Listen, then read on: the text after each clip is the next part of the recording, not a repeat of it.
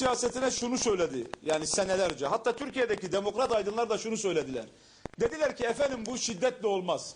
Savaşla olmaz. Dağda silahla gezmekle olmaz. Peki ne yapalım? Dağdan inin. Siz bu silahları bırakın. Bıraktığınız vakit ovada siyaset yapın. Demokratik kanallar açılsın.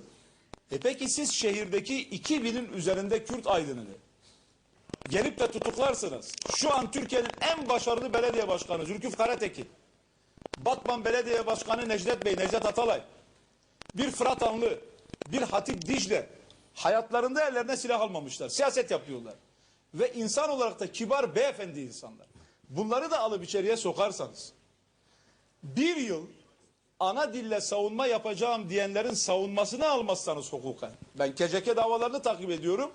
Diyor ki cep telefonunda hafızasında, cep telefonunun hafızasında yasa dışı bölücü müzik var diyor. İlhan Tanış gidiyor Şivan Perver'in boynuna sarılıyor.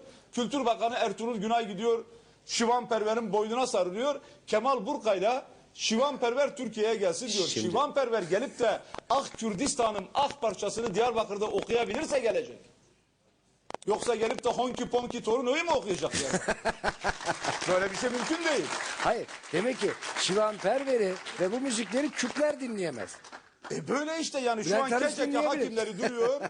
Ben kendim bizzat dinledim. Buyursunlar desinler ki Altantan'ın dediği gibi değil. İddianamenin içinde var bu. Cep telefonunun hafızasında rahmetli Musa Anteri de Kürtçe ıslık çalıyor diye gözaltına almışlardı 50 sene evvel.